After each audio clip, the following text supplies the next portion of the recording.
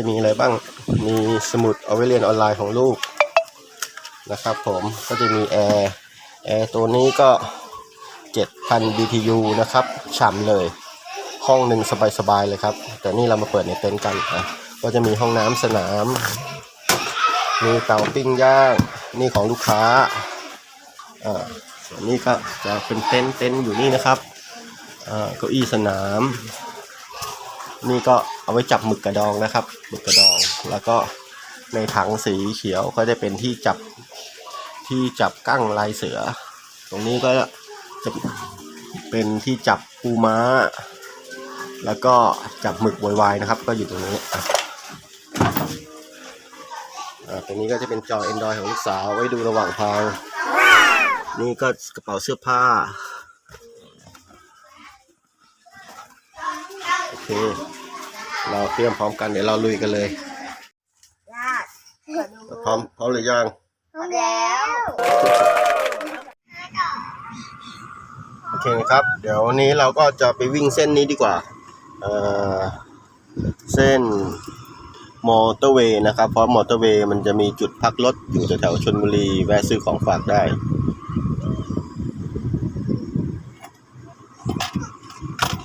ก็เดี๋ยวเราลุยกันเลยนะครับตอนนี้ก็8 โมงพอดีเป๊ะเลยนะครับ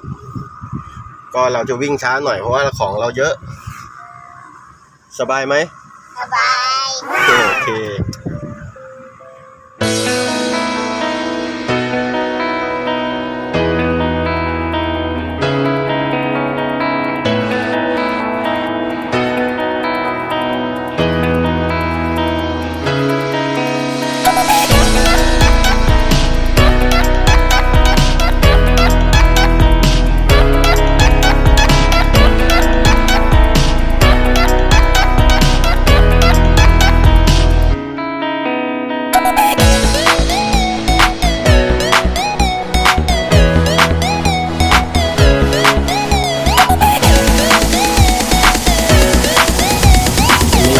จะเป็นจุดข้ามเรือไปเกาะเสม็ดนะครับก็จะมีร้านของฝากใครจะมาเกาะเสม็ดก็มาหาที่จอดรถแล้วก็ซื้อตั๋วเรือข้ามไปฝั่งนู้นนะครับ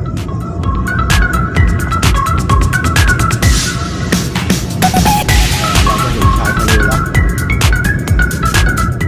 วันนี้มันก็มีร้านค้าริมทางนะครับข้างหน้าก็เป็นตลาดสดๆนะครับเดี๋ยวเราไปดูอะไรกินกัน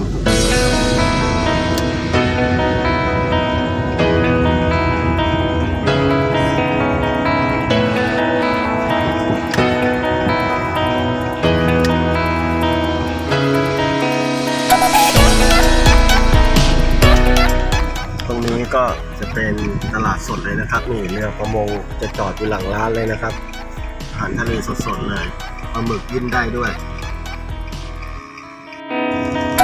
นี่เราก็ข้ามเขามาแล้วนะครับ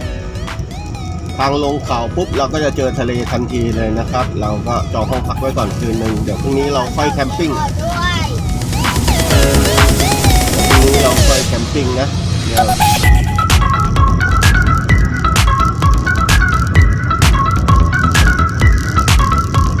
มันก็จะเป็นทางลาดหน่อยนะ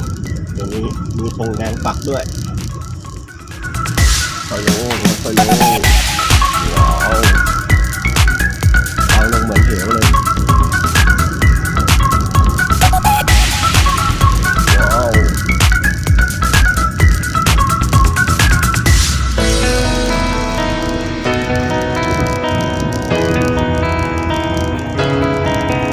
เราก็ลงเขามาแล้วครับเราข้ามเขาลูกนี้มาลูกข้างหน้านี่แหละพอเราข้ามมาเสร็จเราลงเขาเราก็จะเป็นทะเลเลยนะครับ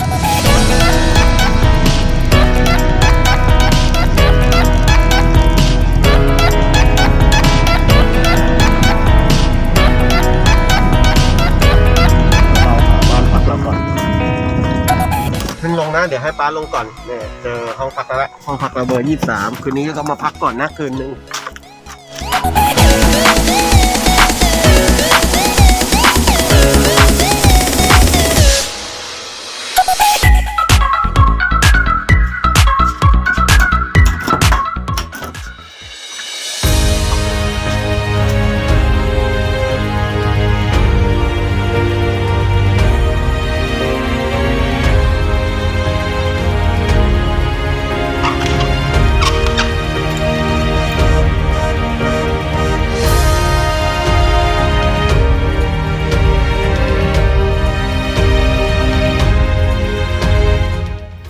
คะสาวๆเป็นไงบ้าง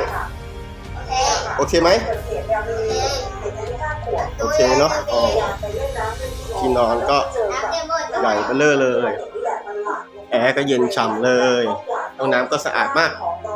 โอเคแล้วก็มีโต๊ะตัวนี้ก็เดี๋ยวตอนเย็นจะไปวางข้างนอกแล้วไปกินข้าว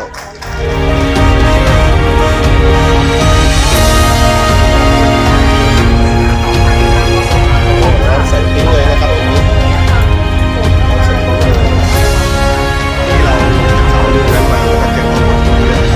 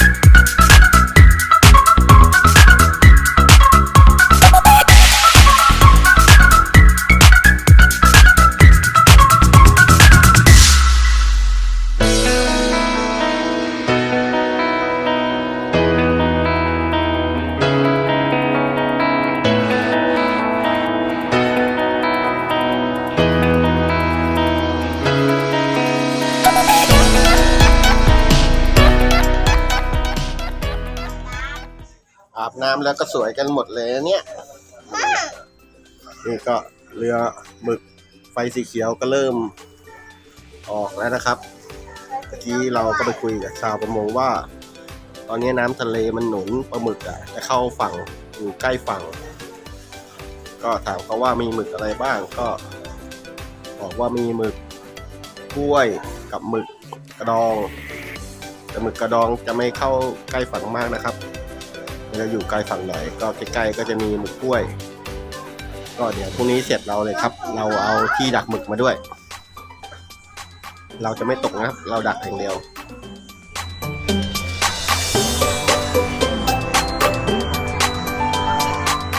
โอเคนะครับคืนวันแรกผ่านไปชาวประมงก็ยังหาปลาอยู่